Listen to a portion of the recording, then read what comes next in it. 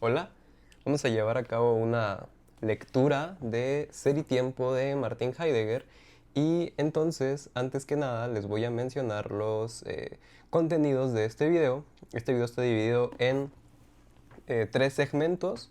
El primero es una presentación de mi persona y del proyecto que planeo llevar a cabo. El segundo segmento se titula ¿Por qué Heidegger? Y es una brevísima introducción al pensamiento heideggeriano y un señalamiento de pues, por qué Heidegger. Y la tercera sección es ya el inicio de la lectura de Ser y Tiempo. En este video solamente vamos a abarcar el prólogo. Entonces ya sin perder tiempo, cada segmento está dividido en puntos más pequeños y entonces el primer punto es ¿quién soy? Mi nombre es Andrés Arévalo Quintana, soy estudiante de filosofía en la Benemérita Universidad Autónoma de Puebla y mis intereses filosóficos son pues lo que se ha dado en llamar el sujeto, la ontología, la filosofía política y el carácter histórico de todo lo anteriormente mencionado. Yo no concibo estas cuestiones como pertenecientes a disciplinas distintas, sino que me parece que están profundamente entrelazadas en la medida en que se implican las unas a las otras. Entonces, tanto por el ámbito académico que habito y por mis intereses, queda claro por qué la obra de Martin Heidegger es tan importante para mí. ¿Qué voy a hacer? Bueno, punto 2, ¿qué voy a hacer? Pues bien, desde hace unos meses me propuse sumergirme en el magnum opus de El Maestro de la Selva Negra y compartir mis hallazgos mediante videos en TikTok.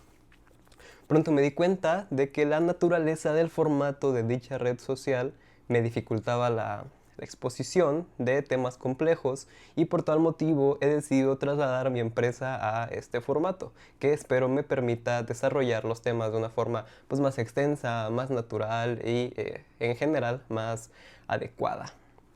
El propósito de estos videos es, entonces, como ya dije, compartir. Creo que no hay mejor forma de enseñar de aprender que enseñar en la medida en que tener claridad didáctica nos exige un conocimiento profundo de los contenidos que pretendemos exponer. Entonces estos videos son tanto para mí como para quien los desee ver o escuchar o incluso leer. Ya hablaremos de eso más adelante. Entonces, para concluir este primer segmento, cabe aclarar que soy meramente un lector de Martin Heidegger y para nada un especialista. Entonces, mi interpretación precisamente está guiada y construida sobre el trabajo de una serie de personas especializadas en la obra de Martin Heidegger, por lo que les remito a consultar tanto sus obras escritas como, si es el caso, su material videográfico en los espacios correspondientes. Por mencionar a algunas especialistas, pues tenemos a la doctora Pilar Guilardi, al doctor Ángel Cholocotzi, al doctor Jesús Adrián o a el doctor Arturo Leite, etcétera, etcétera, ¿no? Entonces ya iniciamos este segundo segmento que se intitula ¿Por qué Heidegger? Uno de los comentarios más interesantes que apareció en el primer video de TikTok que hice fue la siguiente pregunta. ¿Por qué Heidegger? En términos generales, podría señalar que la importancia del pensador de Meskirch tiene dos razones principales, a saber, su influencia y su radicalidad. Antes de entrar a estos dos puntos, vamos a exponer una breve semblanza de Martin Heidegger. Entonces, él nace en 1889 en Meskirch, Alemania, distrito de Baden, en el seno de una familia católica. Fue educado en este ambiente religioso y precisamente por ello trató dos veces de iniciar en la formación sacerdotal. Sus problemas cardíacos se lo impidieron y fue precisamente en esos días de enfermedad donde decidió dedicarse a una vida seglar. Más adelante, ingresó en la universidad donde cursó asignaturas tanto de teología e historia de la religión como de filosofía y ciencias naturales y formales. Fue precisamente en la Universidad de Friburgo donde entró en contacto con las dos principales corrientes filosóficas de su época, a saber, el neocantismo, pues Heinrich Rickert dirigió su tesis de habilitación, y la fenomenología, al ser asistente personal de Edmund Husserl. A partir del enfrentamiento con estas dos corrientes y con la filosofía antigua encarnada por Aristóteles, comenzó a construir su propia postura fenomenológica. Esto se ve reflejado en las lecciones de Friburgo, donde emprendió su labor docente. Posteriormente se trasladaría a Marburgo, donde fue llamado rey oculto de la filosofía, esto lo indica Arendt, creo, y también donde la presión institucional lo haría escribir y publicar Ser, Ser y Tiempo. Finalmente retornó a Friburgo para ocupar la cátedra abandonada por su maestro Edmund Husserl. Una breve nota al pie. Para los fines de este proyecto me detengo en esta etapa de su biografía. Sin embargo, es importante señalar que tras la publicación de Ser y Tiempo tuvieron lugar acontecimientos importantísimos en la vida de Martin Heidegger, como su adhesión al nacionalsocialismo, la prohibición docente o sus primeros viajes fuera de Alemania, que pueden ser tratados en otro momento. La problemática en torno a la vida fáctica marcará el inicio de un camino que alcanzará su punto culminante en Ser y Tiempo, antes de que la forma de transitarlo se vea transformada por la famosa Kehre, el viraje o el giro. Su obra suele dividirse en dos grandes periodos, uno temprano, cuyo estandarte es Ser y Tiempo, Sein und Zeit, y uno tardío, que está representado por los aportes a la filosofía sobre el acontecimiento apropiador, o pues los Beiträge zur Philosophie vom Ereignis, ¿no? Ambos son acercamientos a lo que Heidegger identifica con el preguntar primordial de toda filosofía, la cuestión en torno al ser. Bien, ya que hemos explicado brevemente una semblanza, vamos a entrar en su influencia. Entonces, el epíteto pensador más grande del siglo XX o variaciones suele acompañar a Martin Heidegger. Esta afirmación suele ser controversial, puesto que algunos lo consideran un charlatán envuelto en jerga oscura. Pues el clásico Heidegger no dice nada, Heidegger no forma, sino que deforma. Y otros lo consideran un pensador indiferente en comparación con otros, ¿no? Entonces el pensador más grande del siglo XX sería Wittgenstein o Russell o etcétera, ¿no? Lo que resulta innegable es su gran influencia tanto en el pensamiento del siglo pasado como en el siglo presente. Su obra ha sido recibida por filósofas y filósofos de contextos espaciotemporales extremadamente diversos, como pues, por decir algunos: Levinas, Sartre, Merleau-Ponty, Foucault, Derrida, que es Francia del siglo pasado, Gauss, Uranga, Villoro, Portilla, que miembros del Círculo Hiperión aquí en México, también siglo XX, Cadambre y Ricoeur, hermenéutica del siglo XX, Arendt y Strauss, sus alumnos directos que llevaron a cabo la llamada rehabilitación de la filosofía práctica, basada en Aristóteles, etcétera, ¿no? Además, su pensamiento ha impactado en otros ámbitos como el cine, la poesía, la escultura, la psiquiatría, ¿no? Podemos pensar, por ejemplo, en Godard o en la relación que tuvo con Medard Voss y el impacto que tiene en el psicoanálisis lacaniano, y no acabaríamos nunca, ¿no? Haciendo una lista infinita. Incluso pensadores tan aparentemente distantes a él como Carnap o Bunge se las han tenido que ver con su pensamiento, bien sea para descartarlo o para burlarse de él. Así pues, podemos afirmar que la obra del filósofo de la Selva Negra marca un antes y un después en la historia de los siglos recientes. Pero ¿por qué ha sido tan influyente? Debemos pasar a explicar entonces su radicalidad. Ya entramos aquí en terreno propiamente filosófico y la radicalidad de su pensamiento. Foucault menciona en una entrevista que existen dos tipos de filósofos, ¿no? Los que tienen un rol arqueológico y los que abren caminos, como precisamente Heidegger lo menciona Foucault como ejemplo. Y entonces, ¿en qué consisten los caminos abiertos por Heidegger? ¿Su pensar es verdaderamente tan novedoso? Como meros ejemplos, porque otra vez no acabaríamos de explicar la radicalidad de Heidegger nunca. Esto se deja ver más bien ya en la exposición de su obra. Comenzaré hablando de la radicalidad de sus planteamientos en lo referente al ser humano y a la relación entre ser y tiempo. Estos son pinceladas, ¿no? Probaditas de Heidegger. Entonces, el ser del ser humano, dos puntos, Dasein. Es sabido por todos que Heidegger no se refiere al ente que somos de la manera habitual, sino que lo nombra Dasein. A lo largo de la historia del mundo se ha tratado de explicar a este ente a partir de diversos estudios: la mitología, la biología, la psicología, la sociología, todas las muchas logías, pues, tratan de explicar al ser humano. Sin embargo, no han sido capaces de tratar con justicia lo que lo constituye ontológicamente, ¿no? Tenemos aquí al meollo del asunto, a la cuestión del ser, ¿no? Y que no ha sido tematizado por las disciplinas de forma radical, la constitución ontológica de este ente, pues se busca tematizar su ser de la misma manera en que comparecen los demás entes. Entonces, el ser humano existe del mismo modo que una botella de agua, o este libro, ¿no? O este vaso, o etcétera, o tiene algo así como una esencia fija, inmutable, ¿no? O sea, no cambia el ser humano, existe algo así como un yo. Entonces, esas cuestiones son precisamente las que va a abordar Heidegger en la tematización del Dasein.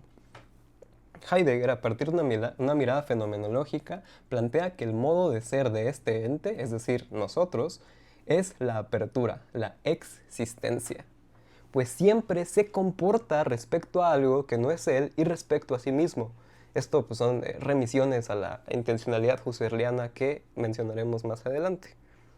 Y además no es un ente cuyo ser esté cerrado, dado de suyo y cuyo cambio o temporalidad sean accidentales o derivados, sino que el propio ser del Dasein consiste en jugarse su ser, en poder ser relación de ser con su ser y con los demás entes del mundo. La filosofía o la ciencia son, así, modos de comportarse del Dasein, por lo que su estructura no puede obviarse en ningún tipo de investigación rigurosa, y esclarecer su ser resulta una tarea fundamental. Tenemos reminiscencias kantianas, ¿no? En la medida en que antes de emprender investigaciones haría falta una investigación previa, fundamental, que investigue el ámbito a partir del cual se desarrollan todas las investigaciones, ¿no? Y así, entonces, si el Dasein es este ente que tiene la posibilidad del comportamiento científico o filosófico, si tiene la posibilidad del preguntarse, habría que analizar previamente cómo se articula este ente en su ser, y posteriormente podríamos determinar ya de forma más radical y fundamentada los demás entes, ¿no? Entonces, esto es por ahora lo que vamos a mencionar sobre el Dasein, y ahora vamos a pasar a explicar la relación entre ser y tiempo, que es el título de esta obra. Entonces, siguiendo lo mencionado anteriormente, podemos señalar que existen modos de ser, pero estos modos de ser son aprendidos por alguien, de manera que el Dasein es un ente comprensor de ser. En Ser y Tiempo, el encuentro entre ser y Dasein constituye el punto de partida. Esto lo veremos más adelante. Por lo pronto mencionaré brevemente la radicalidad de los planteamientos heideggerianos respecto a la relación entre ser y tiempo. Si recordamos la historia del pensamiento, nos daremos cuenta de que el tiempo ha sido tratado de forma negativa o derivada.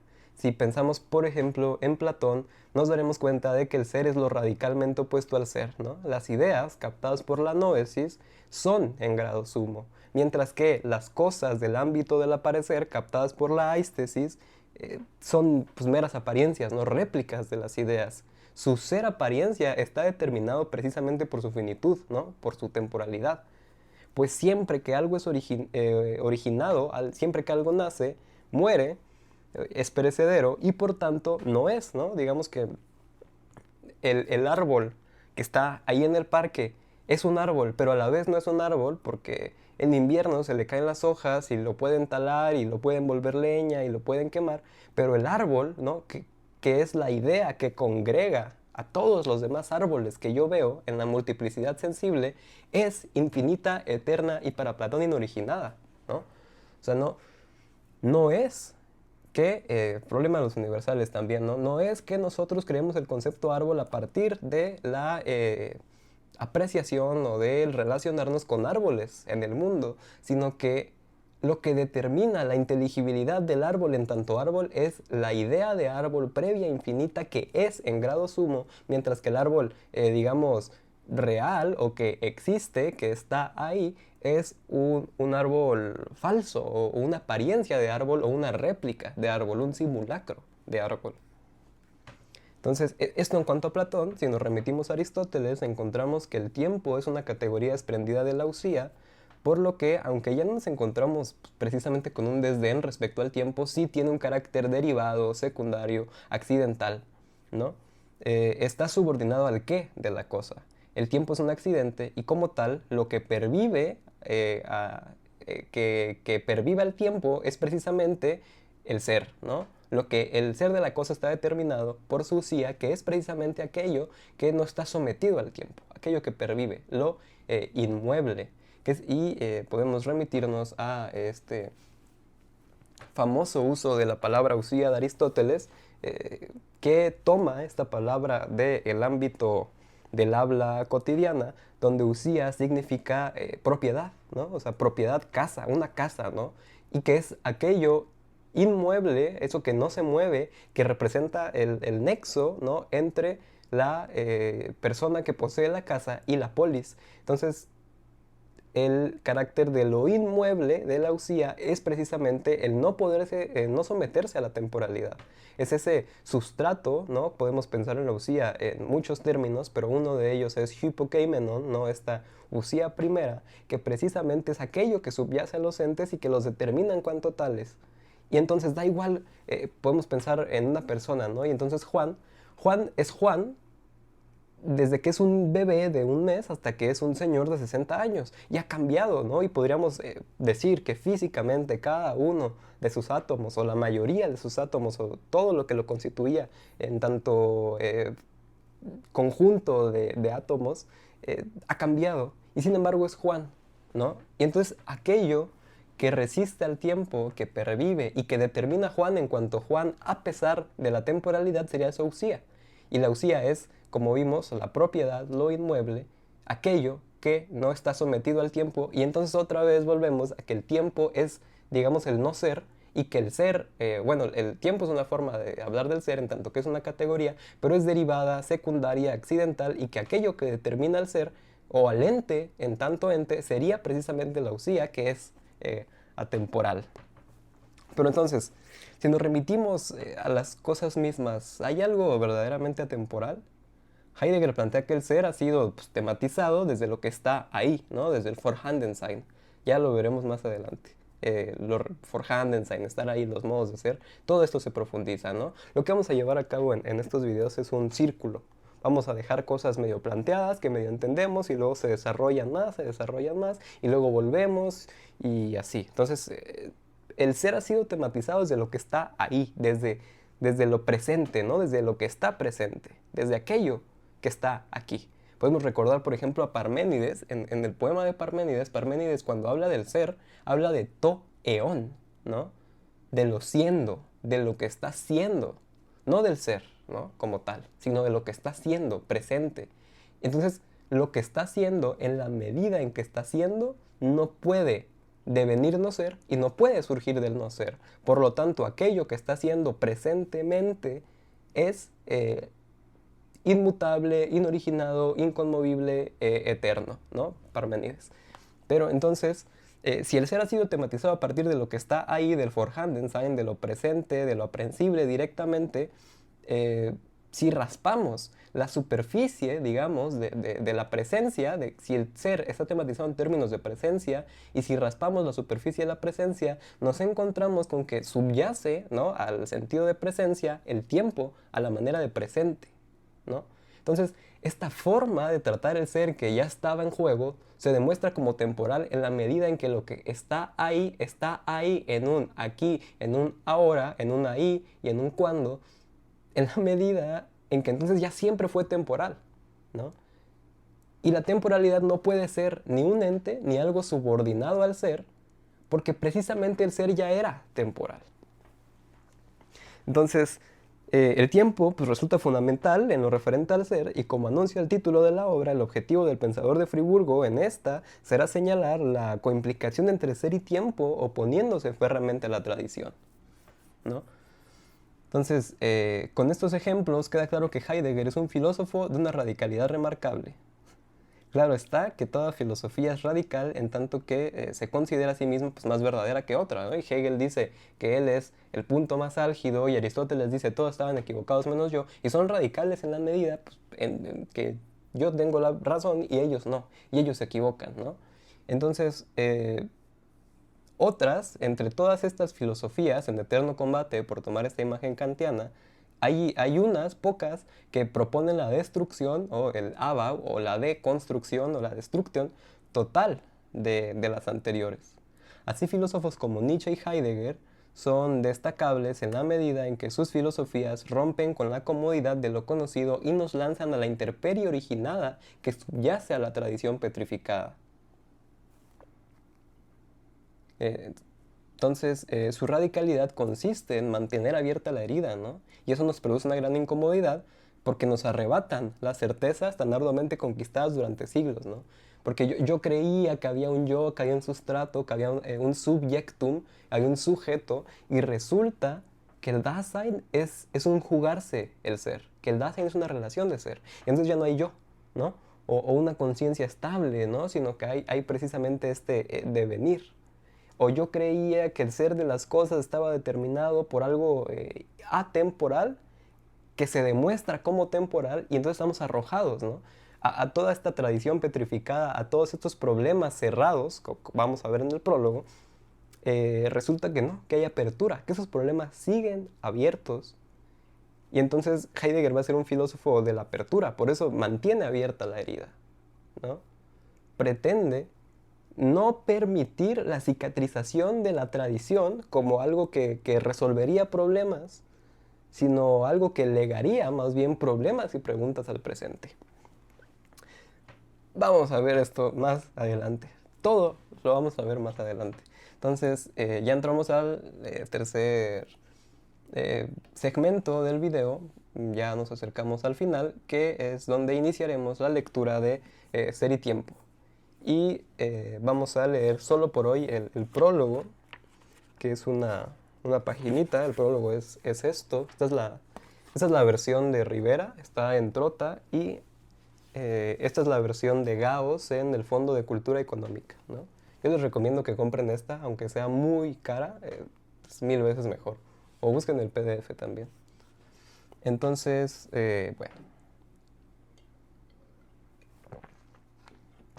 Entrando en materia, la obra comienza con una cita de El Sofista de Platón y esta es la nota preliminar, perdón, este es el prólogo. Y la nota pues viene en griego y viene traducida por Heidegger. De los garjos, himeis, men, tauta.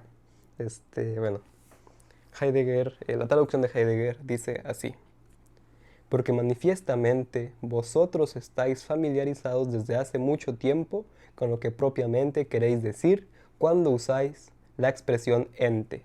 En cambio nosotros creíamos otrora comprenderlo, pero ahora nos encontramos en aporía. Esto es del Sofista de Platón.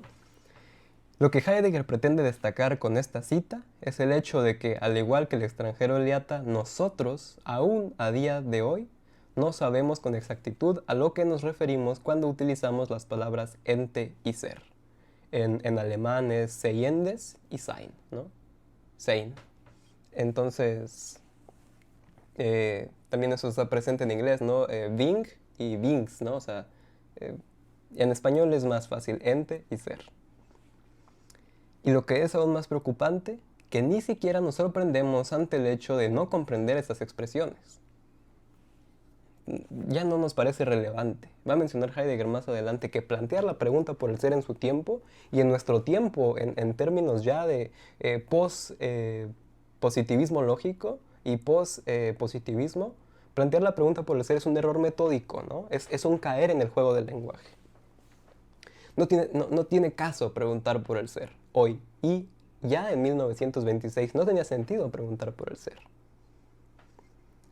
En consecuencia, el propósito de este tratado será, cito, la elaboración concreta de la pregunta por el sentido del ser, cierro cita, y el de esta introducción, cito, despertar nuevamente una comprensión para el sentido de esta pregunta, cierro cita. Bueno, pero ¿qué significa preguntar por el sentido del ser? ¿Por qué no preguntar simplemente qué es el ser, ¿no? Es un modo más natural de preguntar. Si prestamos atención a lo que acabamos de mencionar, Heidegger hace un énfasis especial en el preguntar mismo. La tradición lo había obviado y se había centrado en el contenido de lo preguntado y no en el preguntar. En lugar de reconocer la estructura general y en lo que implica plantear una interrogante, se había demostrado, digamos, la pregunta como transparente a aquel contenido que era preguntado. En ese sentido, Heidegger señala que preguntar por el qué de algo ya presupone una cierta noción del ser de lo preguntado. Este modo interrogativo remite a la tradición, más específicamente a los griegos y al preguntar socrático-platónico. La pregunta por el ti, ¿no? Ti estin, ¿qué es en griego? Es la pregunta por la esencia, por la usía. En otras palabras, preguntar por el qué es preguntar por la qué-idad, ¿no? La quiditas de algo. Aquello que, el qué es el qué de la cosa. El quid de la cuestión. En consecuencia, la esencia refiere siempre al ente, pues es lo que lo determina en cuanto tal, ¿no? La esencia es aquello que determina el ente en cuanto a lo que es, la queidad. Preguntar por el qué del ser sería, entonces, tratar al ser como un ente, lo que significaría volver a caer en el error de la tradición del que Heidegger pretende desmarcarse. Este error es el famoso olvido del ser, que consiste precisamente en centrar la atención en lo que aparece y no en el aparecer mismo. Cuando pensamos, miramos, sentimos, olemos y todos los ámbitos, ¿no?, del Dasein, lo único con lo que tenemos contacto directo es con entes, ¿no? Contacto pues, directo entre comillas. Sin embargo, para que estos entes puedan ser, tiene que haber, valga la redundancia, pues ser. El ser constituye el a priori a partir del cual se puede desplegar y comprender algo así como un ente. Es decir, que en todo dársenos de un ente está el no dársenos de forma explícita del ser, ¿no? En cada dársenos de los entes está el retraerse, el ocultarse del ser. Y es justamente en esa retracción del ser por lo que la atención se ha centrado históricamente en el ente, ¿no? Digamos que la naturaleza del fenómeno del ser consiste en ocultarse, en no darse, en retraerse, ¿no?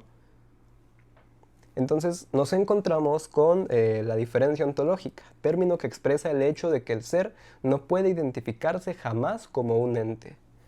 No obstante, esto no debe confundirse con la demarcación de dos ámbitos o reinos distintos, como si por un lado estuviera el ser y por otro los entes, ya que ser es siempre ser del ente. Afirmar que el ser es algo que está más allá de un más acá o que está escindido del ente sería de nuevo comprenderlo como algo, por tanto, como un ente. Como hemos visto, el olvido del ser o la diferencia, o el olvido de la diferencia más bien, no es algo consciente o decidido, sino que corresponde totalmente con la estructura del fenómeno del propio ser. El ser se olvida, históricamente no se ha preguntado por el ser, sino por el ente, porque el ser se oculta, ¿no? El ser se retrae en el darse del ente. Una vez considerado esto, queda claro por qué no se debe plantear la pregunta en términos de qué, mas aún no hemos dilucidado a qué nos referimos al preguntar por el sentido. Si hemos indicado que no existen preguntas inocentes, el preguntar por el sentido no ha de ser la excepción. Veremos más adelante que la pregunta por el sentido remite a la comprensión propia del Dasein, de manera que ya siempre ser y Dasein se encuentran entrelazados en la medida en que el Dasein es un ente abierto al ser, su ahí. Así pues, por ahora debemos contentarnos con expresar que, siguiendo a Heidegger, el sentido es, abrimos cita, aquello en lo que se mueve la comprensibilidad de algo. Por consiguiente, abrimos cita de Adrián Escudero, aprender el sentido de algo consiste simplemente en comprender la cosa misma. Por ahora aquí vamos a dejar la exposición y en lo que sigue comentaremos los primeros 4 parágrafos del Ser y Tiempo que constituyen el primer capítulo de la introducción. Muchas gracias por haber visto el video y les voy a estar poniendo por aquí la bibliografía. Además, en la descripción está el link del guión que fue usado para este video, del escrito, por si lo quieren leer, por si quieren repasar o por si les sirve más leer que escuchar videos. Si tienen dudas o comentarios, no duden en comentarlos. Y pues nada, ¿no? Aquí sigo pendiente de responder las cuestiones que deseen plantear. Muchas gracias por haber visto el video. También, pues no sé, eso dicen los youtubers, ¿no? De que dejen like y esas cosas. Y pues nada, no dejen de leer Ser y Tiempo. Espero que esto los anime a entrar en la obra y tampoco dejen de adentrarse en los textos de las referencias de este video. Muchas gracias.